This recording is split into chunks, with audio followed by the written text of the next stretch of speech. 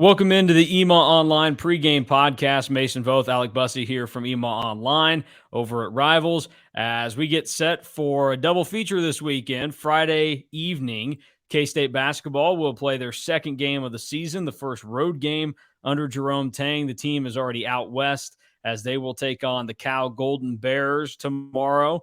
That will be we're recording this Thursday afternoon, so that's why I say tomorrow. But they will play on Friday night. Should be an exciting game. So just try and find the Pac-12 network if you don't have that. Go and see where it may be. I am using a free trial of something called Fubo TV, which I have to remember to cancel because I do not need to be charged extra money later, like 3 months down the road, similar to what Flow Hoops did to me for about a year.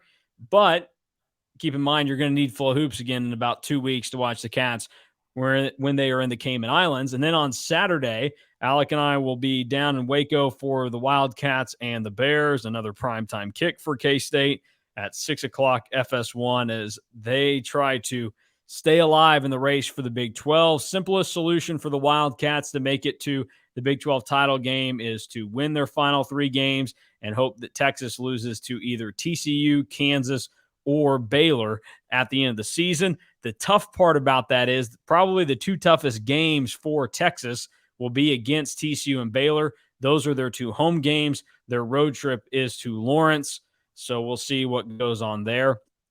I think if Texas is at full strength, I have a tough time seeing them lose to Kansas this season because there has to be some serious motivation there.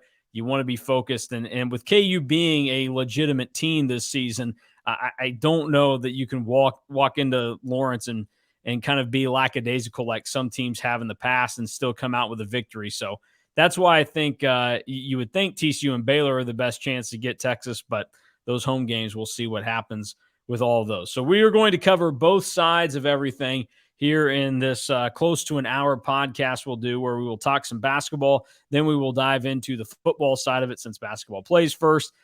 So if you're listening on Saturday and basketball has already happened, you can either listen through to see how correct we were, or you can just bypass that and go find where we start talking about football. I'll be sure to put that in the description as well, where you can see where you have to skip ahead to start getting the football insight. But let's kick it off with basketball. Monday night, first game of the Jerome Tang era. The student crowd was very, very high.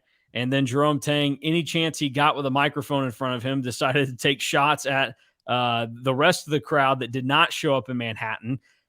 It's a Monday night, 8 o'clock against UTRGV. It's not the most exciting of ways to start a season. I thought the crowd was solid. They got more than what they got for the exhibition, which was still 6,800, which was impressive. But I was a little bit surprised that there weren't a few more people in the seats. We do know, though, that the energy and excitement for basketball is high again at K-State. They're now less than 200 tickets away from selling out the Wichita State game on December 3rd. That'll probably be the first big home game of Tang's career at K-State. So the energy's still there. What did you make of opening night of the Jerome Tang era? Yeah, always good to get your first win as a head coach and your first opportunity as a head coach. So for K-State to kind of do what they did to UTRGV and pretty much dominate that game from the opening tip to the final horn at the end of the game was pretty impressive, even though Coach Tang said afterwards that he thought his team only played hard for about 17 of the 40 minutes of the game. So I feel like that probably is a little bit of a good motivational tactic before they go on the road to Cal this Friday night, where, you know, Cal's a high major team. They certainly don't look like they're going to be very good considering they struggled and ended up losing their season opener, to UC Davis on Monday night. So, you know, Cal obviously doesn't look like they're going to be very good, but you can't screw around and not play hard for, 35, 40 minutes of a game against a high major team, particularly on the road, and expect to get a win. So I thought that they played hard for the early part of the game. I remember Naquan Tomlin. I remember Bebe Iola diving on the floor multiple times in the first half. I thought Keontae Johnson did a pretty good job of sticking his hand in there a few times. So those are all things that you like to see. David Gasson played hard as well, similar kind of effort plays as Tomlin. But all in all, I thought it was a pretty solid opening first night. They limited their turnovers. And they made more shots than they did in the exhibition game. And generally, I just thought they looked a little bit more comfortable kind of in the flow of the offense and even on the defensive end as well. Yeah, they did a good job. Only 14 turnovers. I say only. I mean, that's still not the number you would like, but it's better than what it was against Washburn. And I think there's going to be a lot of times this year early on where you can tell this team is trying to figure out how to play together, who has specific roles, because that was something that I noticed when they would have to get into a half court setting and they weren't able to run out and move the ball and either finish at the rim or kick out for a three. They had a tough time, I think, deciphering who was in what role. So who's going to distribute? When is it that I need to be the guy that decides I need to be more aggressive and go to the basket and try and make a play? Just stuff like that, I think, is going to take some time to figure out. I think that this, playing this game against Cal, to me, it's very similar to the Will Howard, Adrian Martinez situation. If K-State wins, nobody's going to really think much of it. And they'll say, you know what? That actually wasn't a half bad idea. You go play an early season game on the road at a Power 5 opponent that maybe isn't the strongest. So you get a little bit of some experience there. That's a good test. But if they lose, it's going to be criticized by people, and they'll say, why the heck are we playing a game at Cal on a Friday night, the second game of the year? This seems a little ridiculous. But I do like it. I think the more I think about it, Cal not being a very good team, you still get a Power 5 team on the schedule. It's an early road trip for a lot of guys that are inexperienced in playing together. And for the most part, like, a lot of them are inexperienced in playing in an environment like that or that situation. I doubt Cal has a very good basketball environment, but playing, at the Power 5 level, road trip, going to get significant minutes. Because I think that's the thing to watch for. Everybody that played on Monday night played at least 13 minutes in the game outside of Nate Aubrey, the walk-on who got in. But everybody else was up there. I'm sure in this game we'll see it shrink a little bit because they won't have the lead as much. But I think this is going to be a good little test to get the season kind of underway and see where these guys are at. Because if they manhandle Cal like I think they are capable of, then that's a good sign moving forward that maybe they've taken some more steps than what we even think. And I know Cal's a bad opponent, but I do think it would mean that, hey, they're at least putting bad teams away. Because to me, that's my criticism of teams at times and how you can tell if a team is at least, competitive, going to fight, going to be okay, is if you can put away bad teams like they did on Monday night against UTRGV and not screw around, then you're a lot better off than some teams. Because the Bruce Weber teams we saw over the last 3 years, they would screw around and they were having to scramble at the end to beat putrid teams. Or in the case of the COVID year, they lost at home to Division II Fort Hays State. So I think that this is going to be a significant barometer for what to expect throughout the non-conference schedule. Yeah, I think anytime you go on the road in a Power 5 environment, I know I said this a little bit earlier, it's an opportunity for you to really learn who you are, especially early in the season, and especially in a situation where you have an entirely new roster and an entirely new coaching staff, and you're a brand new program. I know Coach Tang said after the game that he's really excited to kind of go out there. He thinks that for K-State to eventually be in a position to compete in Big 12 games and potentially compete for a Big 12 title, which I don't think either of us think that those are very realistic expectations for this year. Obviously, inside the locker room and inside the program, you kind of have to say those things. You have to have those goals. But for K-State now in 2022, learning how to win on the road, those are things that are really important in the big picture of establishing a program and establishing a culture. And when you take over a program that, quite frankly, has been pretty bad for the last 3 or 4 years, dating back to that Big 12 title in 2019, it becomes really hard. K-State doesn't really know how to win. Marquise Noel doesn't know how to win. I know Ish hasn't really played a ton at K-State, but he doesn't really know how to win. And then they've got a whole bunch of low major transfers or mid-major transfers up to the high major level who they have won in their past, but they haven't won at this level at a high level. I know Keontae Johnson has kind of won a little bit in his past at Florida, but learning how to win in basketball is really, really difficult to do. It's hard to win basketball games, and everyone knows what you need to do to win, right? You got to rebound. You got to play good defense. You can't turn the ball over, all those things, right? You know what you have to do, but actually learning how to not do those things becomes really difficult when you're on the road. And I do think that this is a good opportunity, like you said, against an opponent that isn't super good. It's a winnable opportunity to go on the road and And in the big picture, if K-State is in a position at the end of the year where they are potentially on the tournament bubble, having a potential road win against a Power 5 opponent on the road, that's probably going to end up being a quad 2, maybe a quad 3 win. We don't really know yet. It's obviously a long way to project, but going on the road, that's a potential quad 2 win against a Power 5 opponent. So I do think it's a really good opportunity for K-State to get another notch of a win on their belt if they're able to do that. Yeah, I just think it's a unique opportunity for them. And it's weird. It's a weird game that's going to be played, but I think it's going to benefit them in the long run. Some of the other things to note from the game that took place Monday night, K-State did rebound well. That's clear that they have guys right now that can go get a rebound. Keontae Johnson, Naquan Tomlin both seem very interested in doing that.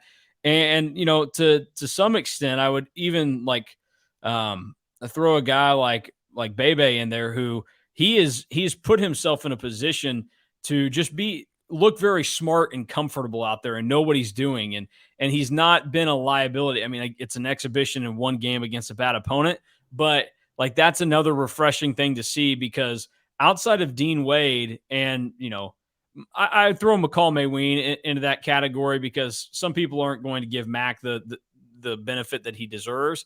But outside of those two guys, the play of bigs under Bruce Weber the last 7 years was really, really bad. The only guys that were legitimate bigs outside of those two were dudes that were already on the roster because Frank left them behind. So I think seeing that was refreshing. Some of the plays that Bebe Igiola made inside the lane to just put up a little shot, thought that was good. And you could tell by the way he spoke afterwards, he's trying to find a way to fit in with this team and really cares about doing whatever needs to be done. And I think a dude like that obviously you can tell that he's just a great guy and just cares about, hey, being better at basketball each and every day. They need somebody like that that's going to put in the time and effort, because it would appear that over the last couple of years they didn't have some of those guys on the team like that. And then you can step away for Keontae Johnson, who's the best player on this team, Marquise Noel, who through the first couple of games and looking at his improvement is probably your best shooter and best option there from a guard standpoint. And then we know that Naquan Tomlin's got a high ceiling. So I think that they've got at least some of the pieces right now. It's going to be interesting though, and maybe it happens against Cal. I mean, this is it's not the most politically correct language, but what I call nut crunching time, when you get down into that moment, thinking about how guys are going to have minutes limited. So how do dudes respond in that situation? Is Desi Sills on the floor in moments like that, or is it somebody else that takes that spot? We saw, I thought, good play out of Tyke Green on Monday night, but how much is he actually in the fold when we get down to it? And finding ways to get all these guys in. It's easy to be a good teammate and to make things feel good when you blow out an opponent by what that ends up being 34 points that they won by on Monday night.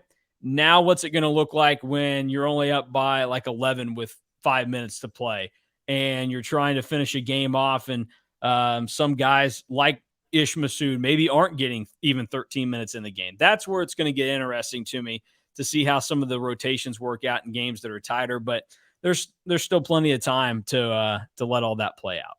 Yeah, I do think role identification is going to be something that we really kind of see early in the year for K-State. And what's really interesting, Mason, is so many of these high major programs have all these bye games in this first week before going out to their MTEs in wherever they are in a couple weeks around Thanksgiving feast week. So I think other programs probably have an opportunity to identify that role allocation for different players. For K-State right now, you're kind of have to be learning on the fly a little bit in this road game at Cal on Friday night, where a lot of other teams are playing, those small directional schools, those schools that a lot of people maybe haven't heard of or what have you. So identifying roles is going to be difficult for K-State, and something that they're going to have to do, I think, on on Friday night, because it's going to be difficult for them to kind of go into a matchup and maybe not know who 6-man is or 7-man is, or the proper matchup in this specific spot. So I think it's a good learning opportunity for the coaching staff as well. We are going to get the backyard brawl on the court tomorrow night as well in the Big 12. So West Virginia will learn something. I mean, Pitt, similar to K-State, West Virginia is going on the road to play a terrible Power 5 team, but we'll see what West Virginia looks like in that situation. Because I was just curious to see what other Big 12 teams might be giving themselves a little bit of a challenge. Oklahoma better watch out because Arkansas Pine Bluff comes to the Lloyd Noble Center tomorrow night, and they are coming off a 1-point loss to TCU. Now they get a chance at Oklahoma, who just lost at home to Sam Houston State. So I guess maybe some sneaky challenges thrown in there. But we'll have to see how this plays out for K-State. I like the idea of playing Cal and seeing how they kind of develop from here. And I do think that this K-State team, I mean, they were bad last year, but it's all brand new guys that are on the floor. I think the ceiling for this team is higher than what some would put it at, or maybe I shouldn't say ceiling, but more so think about like what this team actually ends up at. Like I'm pretty sure you picked them to finish dead last in the Big 12. I just think they've got better talent than a handful of teams, and I think they're going to be able to find a way to make it mesh better. And part of that may be just over optimistic because of dealing with the last 3 years of K-State basketball, and it was brutal to watch and there was zero optimism. But now, like, you look at it, this team fought last year, was competitive enough. Now they've added better talent as a collective. I think that they're going to be a team that, finishing 7th in the conference to me seems like where the mindset should be right now of like a fan base, and realize that it'll grow from there. And anything better than that is awesome. But I think this is a team that should have those goals to try and, get to whatever point looks like better than last place where you think they'll be. Yeah, we'll see. We'll end up seeing where they are at the end of the year. Obviously, there's a lot to kind of play through and get through at this point, and we're only 1 or 2 games into the season for most programs. And as we continue to play more weeks and more months of the year, we'll kind of get a better grasp of where everyone in the conference kind of lies. One last thing on the basketball front. Last time K-State played Cal was in 2007. It was the 07-08 season. It was a home game for the Wildcats. Do you know anybody from Cal that played in that game? One guy that was in the NBA for a long time that you might be able to pull out of your back pocket. The only NBA player from Cal that I would know of is Jaylen Brown, and that was definitely not 2007, 2008. No, this was a tall white guy that played. I remember him best for being in like New Orleans. Played for the Rockets for a little bit. Chandler Parsons? No, Chandler Parsons went to Florida. This would be Ryan Anderson. Yeah, I don't know who that is. You don't know who Ryan Anderson is? I do not. Okay. Ryan Anderson, very generic name. He had 24 in Manhattan when K-State and Cal last played. But that was the second most points scored in the game because Bill Walker led the way with 30 points. He also had 10 rebounds in the game for K-State. Michael Beasley had 19 and 11, and then Clint Stewart had 11 points, and Jacob Poland off the bench had 10 as well. So that was the scoring there. K-State won the game 82-75. It was tied at half, and K-State came back to win. So that is your I guess, little history lesson on K-State and Cal. The Wildcats have only let me make sure I get this right. They've only lost to Cal one time in the 7 times that they've played each other. So K-State is 6-1 against Cal. The one loss came in Bob Huggins' season. They got blown out at Cal 78-48. So not very pretty. Cartier Martin had 16 in that game as I look at it right now. But just wanted to throw that out there because I always think that's kind of interesting to go through and see like old box scores and what names pop out. But that was the last time they played. This is going to be the earliest game between the two schools ever. So K-State and Cal playing on November 11th. The closest to that they've been was November 29th in 2006. So stuff that doesn't matter, but can be referenced and just fascinating to throw out in the short term. Certainly. You got any other basketball thoughts to throw out there real quick before we move on? No, let's get over to the football game. Okay, yeah, football. It's still football season. It still takes center stage, especially since the Cats are still in the top 25 and still have a chance to play for the Big 12 championship. A disappointing game against Texas, and I got to start. I got to start with this again because I talked about it on Sunday, and I'm still seeing it, and I'm still sick of seeing it. Um, just shut up if you're going to keep throwing out wherever it is, social media or whatever outlet you have, that they played the wrong quarterback on Saturday. I think that's the absolutely wrong take, and it's ridiculous to keep throwing it out there. Adrian Martinez played a very good game on Saturday. He made one bad throw, and then his right guard got blasted on the last play of the game that resulted in the fumble. Adrian took responsibility, said he should have gotten the ball out quicker. That's what a quarterback says. It would have helped if his offensive line could have given him a little bit better protection than what happened there. He threw the ball well. Other than that, made plays. And if Will Howard starts that game, like, no knock on Will, but Howard's probably getting sacked 4 or 5 times where Adrian didn't and avoided it and made plays and kept drives alive. So I have no problem if you say that you personally would have started Will Howard, but I have a lot of issue with the people that are still saying that Chris Klieman made the wrong decision on Saturday. I knew it would come, but it's time just to shut up and move on and quit. I guess I'm just really bothered by it because I think it's a ridiculous statement to have, because Adrian Martinez played really well, and I think he's going to play well the final 3 games of the regular season. So just wanted to throw that out there because I really am getting sick and tired of seeing it. And I'm seeing it from people then that don't want to elaborate as to why it was the wrong decision. And it's just like, got to be the angry middle-aged guy on Facebook that is in the comments leaving, they played the wrong quarterback, or Will Howard should have started that game. Shut up. Move on. Adrian Martinez was the right guy. And if you hate me for saying that, that's fine. Like, that is totally okay. But if you're going to have that take, explain to me why Will Howard was the better option in that game than Adrian Martinez. And then we could go back through and show me the plays where the pocket broke down on Adrian that Will would have been able to have made something happen that Adrian did. So there you go. We'll move on from that. Baylor, what do you think of the test that the Wildcats face this weekend?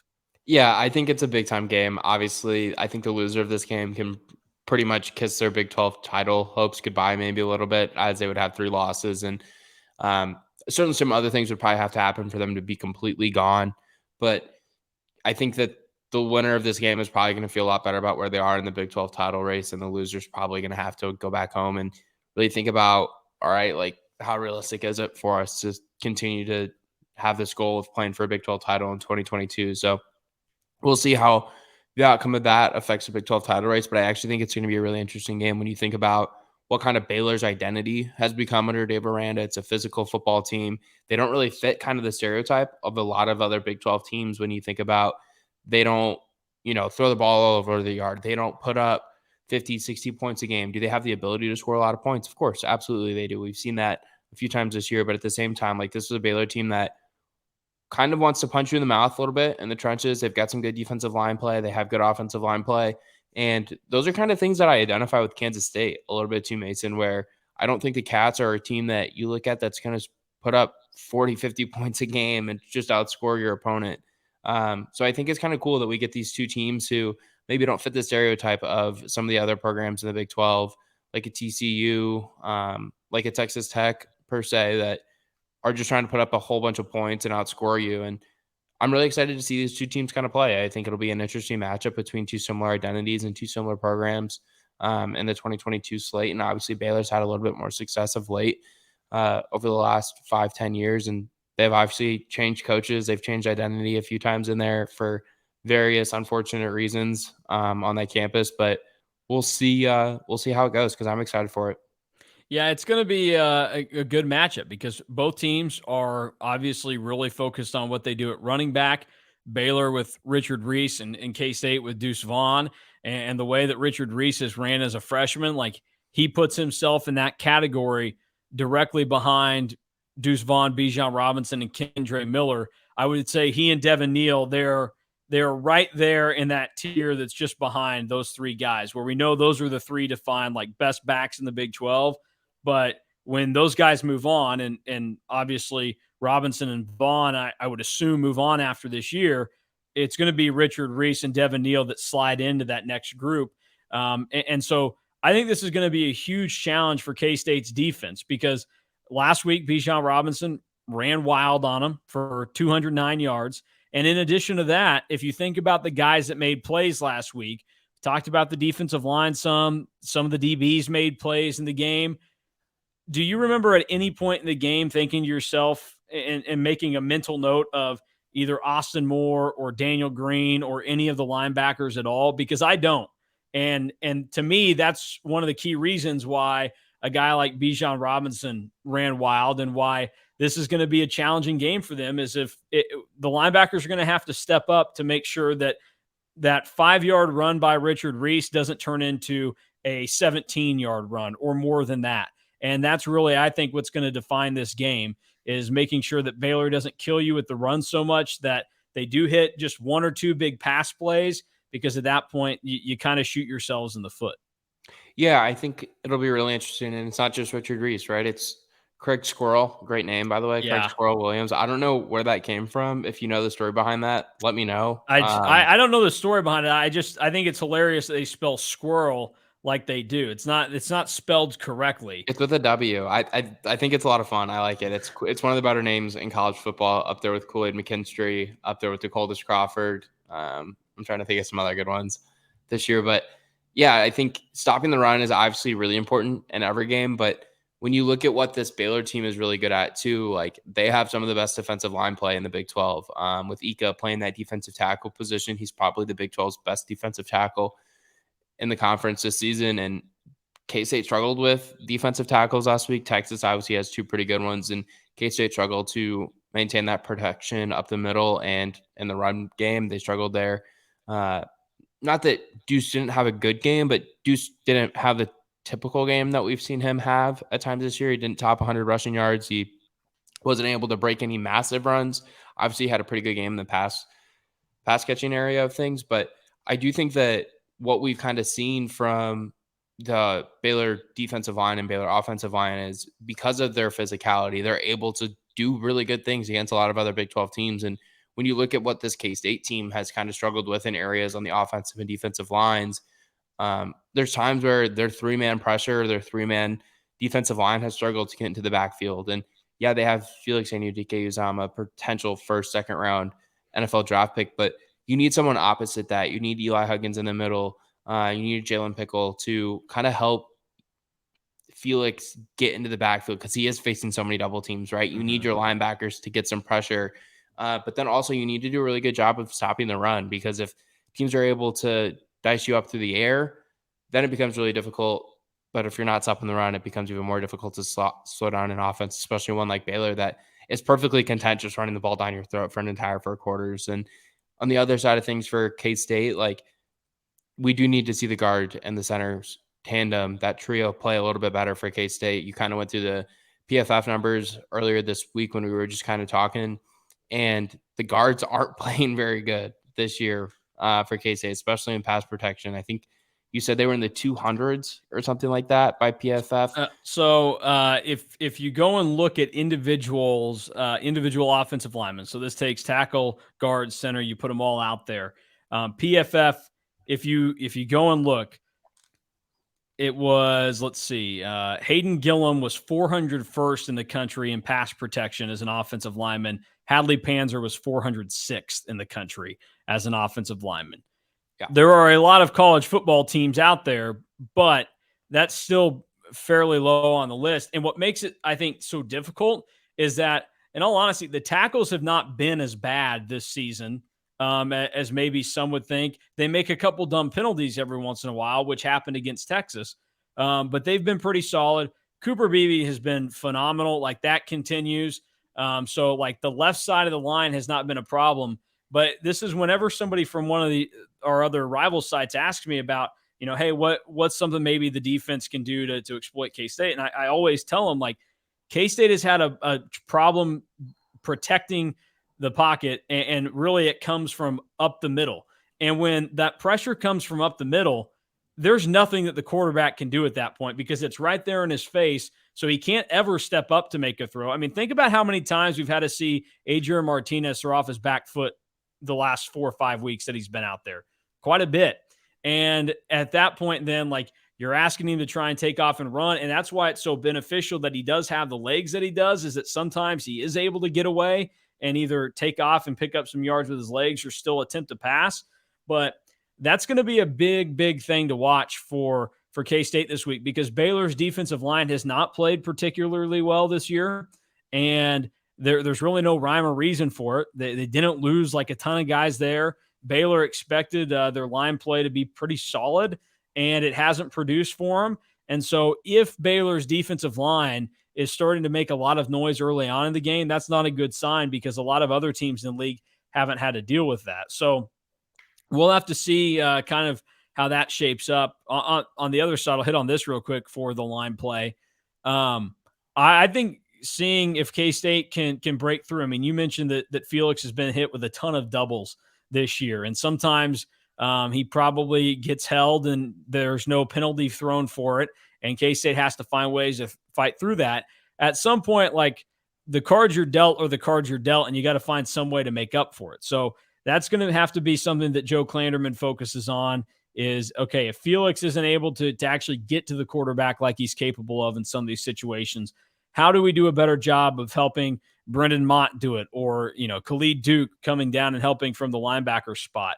That will be something to watch. And if they can apply pressure to Blake Shapen this week, this was something that was told to us by Kevin Longquist from Sikkim Sports, who's the Baylor rival site. He was talking about how Blake Shapen, his arm is better this year. He can make certain throws that he couldn't last year.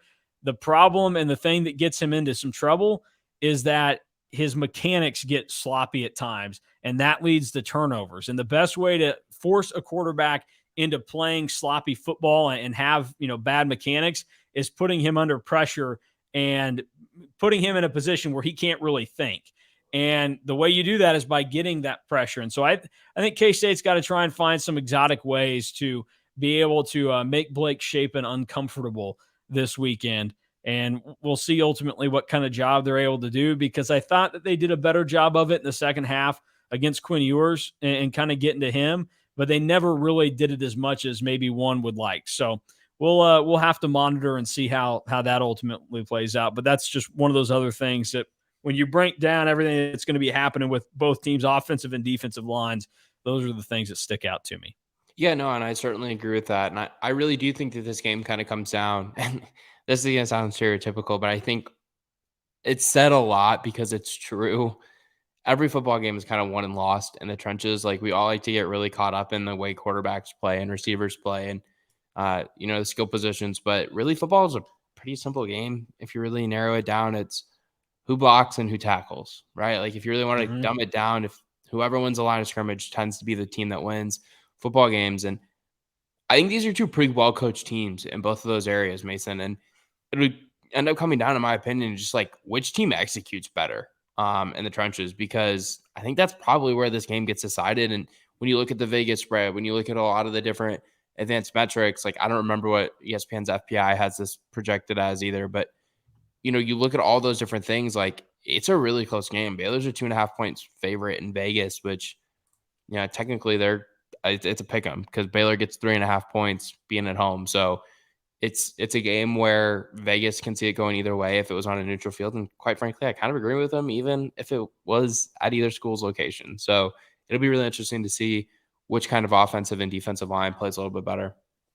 Yeah, we'll have to see what the outcome and the direction of everything ends up being. A few other things that I was thinking of while you were mentioning some of that there, and just looking at the PFF numbers. Out of guys that played at least 20 snaps in the game on Saturday, do you think you could tell me who the 3 highest rated K-State offensive players were? Cooper Beebe. No, he's actually not one of the 3 highest rated, because they did not like his run blocking ability against Texas. Nobody blocked the run well on Saturday, according to PFF. Cade Warner. He's just on the outside looking in. He would be 4th on this list. Malik Knowles. Nope, Malik Knowles. He would be right after Cade Warner. All right, then I guess Adrian Martinez. Adrian Martinez is number 3. Funny how that works. And he was the problem though, wasn't he? He's the reason why K-State lost that game. That's what my uncle said on Facebook. Dead serious. That is what my uncle said on Facebook. And maybe not in those exact words. So Adrian was 3rd. And then Ben Sinnott was 2nd Yeah, I at was going to get 69.9. Ben Sinnott's been pretty good this year, and he's going to be kind of fun to see how he finishes off this season. And he's going to be kind of an unsung hero of the year. And then number 1 was still Deuce Vaughn. So, was it really? Okay. Yeah. I guess Deuce was really good in the passing game. He was good in the passing game, and he ran well. And then when, the offensive line doesn't grade out well for run blocking, there's not much he can do there. So just kind of a fascinating thing to look after. One of the other things that was talked about this week by Chris Kleiman, I know that you got a chance to hear Joe Klanderman today, was tackling and how they struggle with tackling. It was probably their worst tackling game of the season, something that they'd actually been pretty solid about over the course of the year. What were your thoughts on some of the response to the defense's performance by those two guys and what K-State is going to have to do this weekend to correct some of those problems? Yeah, I just think it's really tough to kind of evaluate a defense's tackling performance when they play Bijan Robinson. Like, not very many people can tackle Bijan Robinson. I think you could put Bijan in an NFL backfield and he'd have a lot of success like this Sunday. Like, I think there's a lot of NFL teams where if you ask them, would you rather have your starting running back or Bijan? Like, how many of them are taking Bijan? Depends. Is my starting running back Ezekiel Elliott or Tony Pollard? Well, is Zeke going to play this week? I was impressed to hear that he said he may not play against the Packers. Fingers crossed. But yeah, I get what you're saying. Like, real quick, the fact that Fox is hyping this up as like one of the games of the year is so annoying. Green Bay is awful, Cowboys, which Packers, I quite frankly really, really enjoy. Sorry to all the Packers fans that are listening to this because you love Jordy Nelson. Yeah, no, screw Green Bay. I'm a Bears fan. I really enjoy how bad Aaron Rodgers has been playing. Just play slightly better than the Bears down the road because I don't want the Packers to have a draft pick slightly higher than the Bears. Well, so that's a good way to leap from this. The last time that the last 2 games I've seen of the Bears, they haven't done a great job of tackling anybody. They've given up a lot of points. That's what happens when you trade the best tackler in the NFL. So a lot of points getting up there. Do you think that K-State has a problem with this, or do you really think it's as simple as they played one of the best running backs in the country that's a physical freak, and they also, on top of it, had an off game? I think it's probably a combination of both when you really think about it. There's certainly aspects of it that need to be better. They struggled against Kendre Miller as well, and they struggled a little bit against Bijan as well. But they were pretty solid at it against Oklahoma State. Now, Oklahoma State doesn't have the type of dynamic backs that those other teams do. So it's kind of a give and take where if you're playing against a better talented tailback, like you're probably going to struggle a little bit in terms of stopping him and with your tackling ability. But I don't know. I think we've kind of seen with Daniel Green being out or at least being limited a little bit in the last couple of weeks, the importance of him in the middle of the defense and his athleticism and how key that is to stopping opponents. And I think he's going to be really important this week for K-State going down there and having to stop what is a pretty diverse and pretty potent Baylor rushing attack. Yeah, I would agree with that. I think it's important to just get your footing back a little bit, and it's going to help not playing Bijan Robinson and obviously some of the freak athletes that Texas has. But the team as a whole needs to be better in a lot of regards defensively. And I will say this: it shouldn't be an excuse because it happens. It's what happens in the game. But I do think that the Julius Brents incident, I think it took a long time for the defense to recover from that. I think it was such a blow to them early, not just because of losing Julius Brents, but the fact that, most of those guys probably thought it was one of the most bogus calls that they'd ever seen. Like, they probably felt like, come on, man, that we're going to call that for targeting. I get it. You're a hater. You think that it was. I just think that both coaches that have spoke this week have both said they thought it was the right call. I agree. Look, I agree with you, but we know that players are irrational. Players Players are the I see what absolute you're saying. worst Okay, people sorry. at times I was to break misinterpreting what you were saying. I to was break like, are down the we game. doing Like, this again? Because no, both look, Kleiman and Klanderman it's said today, like they thought it was the right call. it's a tough it's a tough call to have made on you. I'm sure it was probably the right call by the way that the rules were laid out. It's bad, whatever. But the players, I can guarantee you, in that moment, did not think that it was a fair call because players really never think that a penalty is fair for That's the true. most part. So I think it just took them so long to recover from being upset at that situation and letting that linger. And then it's easy to just kind of go, man, the refs kind of screwed us. And again, this is just how I interpret the situation. And then at that point, like, it took them even longer to find a way to play without Julius Brents on the field. And if you think about it, like, he's coming from the secondary, so maybe he wouldn't have been able to help in some of these situations, but he has equally flown to the football and made big tackles throughout the season as some of the other guys, whether it's linebackers or whoever else. And having him out there would have helped in some of those situations. And I just think for the morale and the mindset of the team would have been something to help them. So I just think, like, they obviously were a man down, and then mentally they kept themselves down for that first half before they probably got to, like, into the locker room at halftime and realized that they needed to buckle down, and they kind of got that reset. They could accept that Julius Brents was not going to be in the game the rest of the time, and they needed to move on. And once they finally did, they played much better. So I think that's one of those things where the mental aspect of the game, that's one of those things that we can't ever measure. You just kind of have to kind of call it out when you see it. I just get the feel that that's something that happened there. And hopefully you don't have to deal with losing a guy to an ejection this week. I mean, it's affected them in the last 3 games now, essentially, where Khalid Duke gets ejected in the second half against TCU, so you're without him there. He can't play in the first half against Oklahoma State, so that's why I say it impacts him there. And then you lose Julius Brents in the game against Texas for its entirety. Fortunately, it happened in the first half, so he's back for the entire game this week. That actually leads me to a question. Would you rather have had Brents get ejected on the 4th play of the game like he did, if you're K-State, or would you rather him get ejected midway through the 3rd quarter? Midway through the 3rd quarter, because I really do believe that that game maybe plays out differently if he doesn't get ejected that early on, in the flow of it's different. So I would rather take the chance that K-State can still go out there and finish off and beat Texas, because if you beat Texas, K-State's in the driver's seat, because then they're the team that has a loss to play with essentially down the road here. And that's why this is also different. Like, if K-State wins that game last week, they can most likely afford a loss in one of these final 3 games. Now, if they lose in one of these final 3, a lot of other stuff has to happen. So they have to be perfect here on out. And I think that's going to be interesting to watch and see how it ultimately ends up going about in this weekend's game. We'll see. We'll see what happens. I like, and this is a good way to kind of wrap up the preview of this before we get into some Big 12 talk for the weekend, is just the importance of this game for each program. Obviously, neither team, and we haven't seen Baylor and Texas play yet, but when you look at Texas and K-State, Texas has a tiebreaker. If they both end with 2-3 losses in the Big 12, if they each win out, Texas is going to be the team that goes to Arlington and plays for a Big 12 title, presumably against TCU.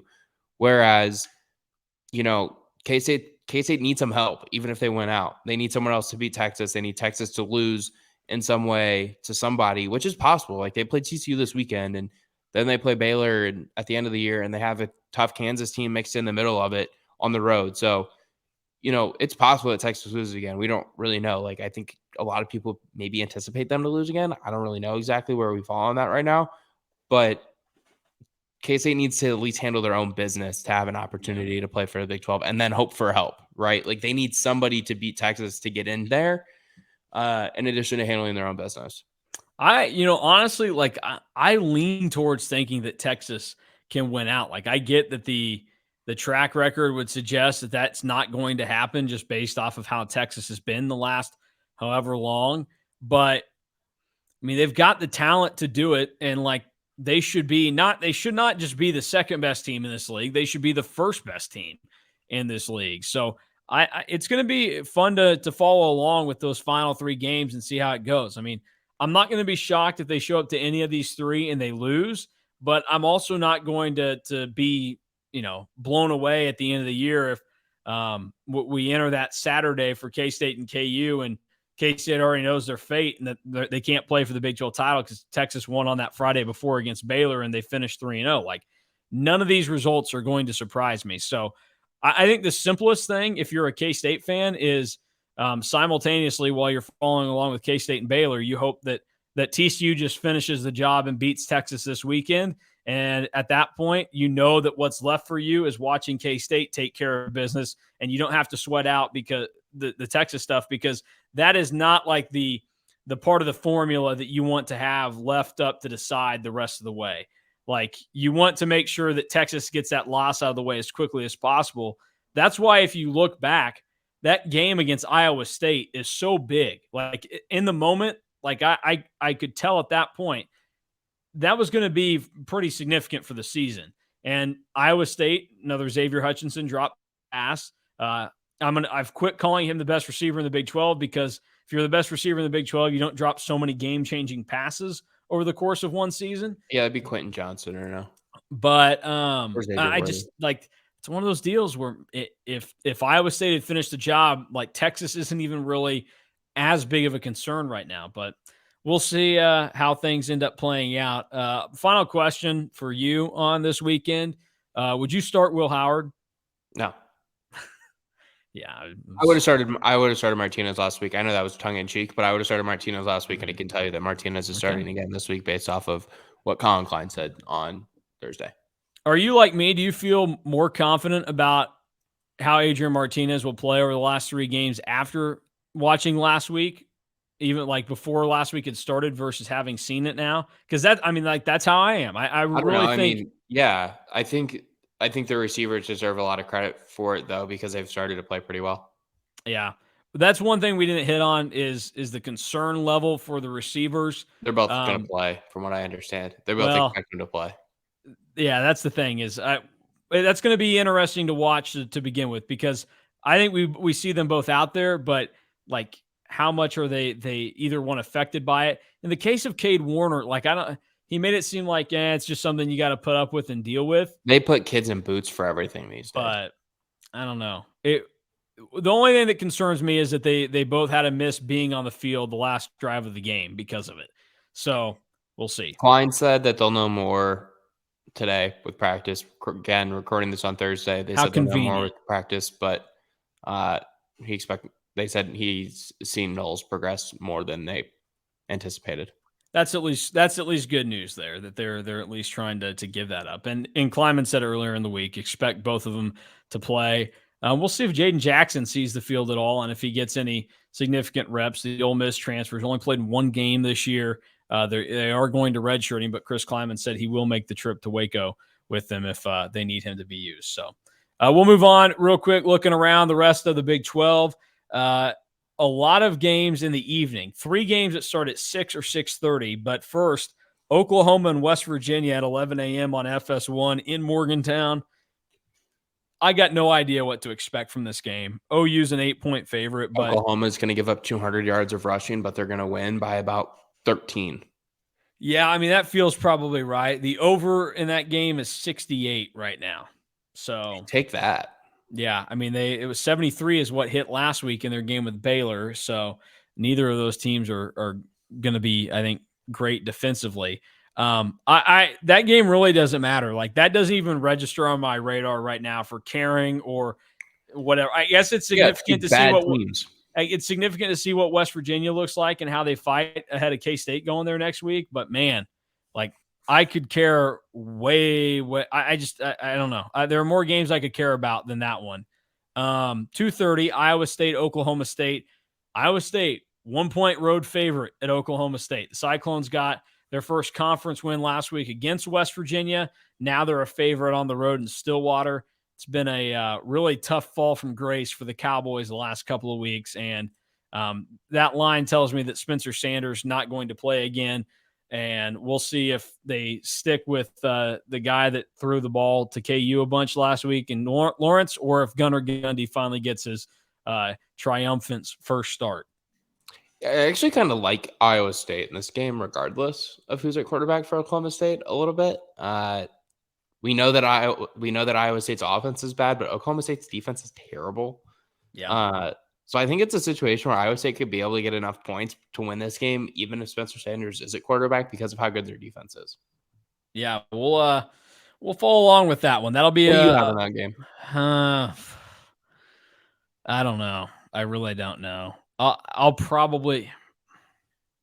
I don't know. I mean, Iowa State's defense is still good, but I'll probably go Oklahoma State. They're at home, Okay. And the Rangel kid, like he did play better after the first two possessions, but and Iowa State isn't as good as KU, so I will give Oklahoma State that. Other 6:00 game with K-State and Baylor is KU on the road in Lubbock.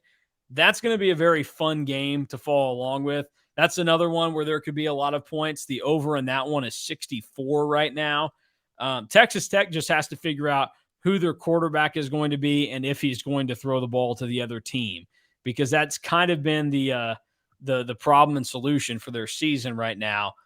I think Kansas is to the point now where you can trust them in going on the road to beat a team like Texas Tech. Like Kansas, I think, is more complete than them. But again, like Texas Tech has had this weird season where they can play up with some teams and then you start to buy in, and then all of a sudden they're getting whomped. I don't know. I'm probably rolling with Kansas in it, and we'll see how that plays out. But that's another one that I guess for the rest of K-State's season will give you kind of a good idea as to what that opponent will be like. If KU goes to Lubbock and they struggle and they lose, you feel even better about K-State's chances the last game of the season than you did last week or a couple weeks before. Yeah, I think that game's going to be really fun. Like you said, I think that was the first thing that you said to describe it. I'm really excited to be able to kind of follow along with this one. We know that those are two prolific offenses, regardless of who plays quarterback for KU, whether it's Jalen Daniels or Jason Bean. And it seems like it's probably just going to ride out with Bean at this point in the rest of the year. But Kansas is a fun watch just because of how many points they put up and the ability that they have to run the football. But Texas Tech is a fun watch because of how much they throw the ball. So it'll be a lot of fun to be able to follow that one. Don't really know where I'm going with that one yet. I probably would side with Kansas plus 3.5, I think. Yeah. Last game, 6:30, ABC, College Game Day is there. TCU at Texas. TCU's they've played with fire all season, and they've been fortunate. So I think this is the game where they finally get burnt. I think Texas beats them. Texas is playing much better, and that's how it'll go. Unless TCU magically injures another team's quarterback, then we'll see what happens. So what's really fun about this game, I think, is that Texas is really good about getting up on teams in the first half and then getting rid of the lead in the second half. And TCU seems to be really good about falling behind and then having to fight back in the second half. So to see like Texas go up 35-0 at halftime, and then this is what these teams have trained for all season, is this game right here. It'll be a lot of fun to be able to kind of follow this one. Unfortunately, we won't be able to watch it snap for snap like we would be otherwise with K-State playing at 6. But yeah, I think it's going to be a fun game. I think it'll be really entertaining. I don't really know where I'm siding, although Texas being a touchdown favorite seems a little bit drastic for my liking. But we'll have to see where it goes because I think this game's going to be awesome. Yeah, I'm looking forward to it. It's going to get chilly Saturday night in Waco, by the way, just so people are aware if you're going down there. Break out the jackets. It's going to be low 50s, upper 40s at kickoff, and by the time the game ends, we may be getting close to being in the 30s. So just something to keep in mind if you're going down there this weekend. A couple of other notes to pass along, just some thoughts out there. The K-State KU football game is officially a sellout now, so the Wildcats will have sold out every single home game this season, which is significant. I know that there were some KU fans on Twitter trying to take a victory lap about how, something about K-State selling it out and how I guess that should make, K-State fans feel bad that they sold that game out or something. I don't know. Weird stuff going on in the KU fan base, who, again, claims K-State is not their rival, but seems to, whenever something comes up, they have to throw something out there with K-State's name in it. So kind of odd how that tends to happen. And then a few other things to note going into the final 3 games of the season, just so everybody's aware of Big 12 championship game scenarios. If Texas wins their final 3 games, they are in. if Baylor wins their final 3 games, they are in. For K-State to get in, there are certain scenarios that to play out. I said it earlier. The easiest one is K-State goes 3-0, and then Texas loses one of their final 3 games, and that's how that would all go down. And then you would have to go and find a bunch of different combinations of if K-State went 2-1, how the other stuff happens. So I'll ask you now, Alec, who do you think plays in the Big 12 championship against TCU? Or do you think TCU falls like a rock to the bottom of the pool and they are either not there or somebody gets in there because of TCU's chaos? I'm going to say Texas. Okay. But maybe not because Texas wins out. Okay. So you think... I think there's a world where Texas loses a game, but also, like, I could see K-State beating Baylor this weekend. Mm-hmm. Texas beating TCU, but then losing to Baylor. And then I could see K-State losing one of their final 2 or something nuts. And then they all end with 3 losses instead of 2. Yeah. I think if K-State is able to handle this game in Waco, then I think they'll be fine. I think that they can finish off the final 2 games. Then the eyes turn to Texas to see what they end up doing. Good job. Yeah, there you go. Just to see kind of what happens there. Because was that intended or no? It was not, but I thought of it right as it was coming out of my mouth. Well, I mean, West Virginia's bad. The only team that they've been able to go ahead and beat in the Big 12 this year, I guess only one was Baylor, and it took Baylor losing Blake Shapen in the second half of that game for West Virginia to do it. A lot of dumb things happened as well in that game, and even if Adrian Martinez went down, we know that Will Howard is more capable than what it looked like Baylor's backup quarterback situation was. What about the last game? What do you mean? The last game of the regular season. Yeah. Again, you're new around here. We casually brushed over it. I've told you all year that game does not worry me one bit for K-State. I know. Would I be shocked? I do expect Kansas State to win those last 2 games of the regular season. Would I be blown away if they lost one of them? No, I wouldn't, just because the gap between team 1 in the Big 12 and team 8, 9 in the Big 12 doesn't really seem to be that large.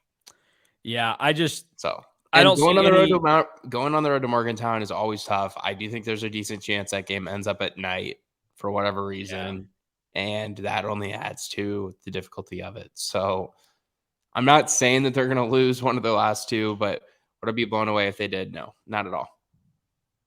Like I said, I think if they're going to lose one of their last 3, it's this weekend in Waco. I think that they can handle the last 2 games. You're right to talk about and maybe question what ends up happening for that game at the end of the year, because there's West Virginia's played, I think, 3 or 4 games now on Big 12 now on ESPN Plus. And we know from earlier in the year when K-State played Texas Tech, they were the ones that got to make the decision on when they would play a game. West Virginia obviously loves to play night games when they get the chance out there. I would agree with that logic there, that if it ends up being an ESPN Plus game, then it's probably going to take place at 6 or 7 o'clock at night. So that would be just something to keep in mind for the folks next week. But we'll see how it ends up going down and moving on from there. So that'll do things for us. We will be on the road Saturday morning. We'll head down there because Friday we'll be locked in with covering the hoops action against Cal, and then we will have all of the same post-game coverage from that, post-game coverage from K-State football on Saturday. We'll come back. We'll have the post-game podcast up sometime Sunday night, most likely. We may even we might do it again on late Saturday night, early Sunday morning, like we did in Fort Worth. We'll just have to kind of wait and see what happens there. But any final thoughts? You want to give your prediction out for K-State Baylor before we go? I won't. Read the game preview. Okay. All right. Well, then I won't do it either. But just know that I think that one of the teams that's 4-2 and still has a chance to win the Big 12 wins the game. So that's who I'm picking, and that's where I'm going to go with it. So we're out of here. and we will talk to everybody on Sunday.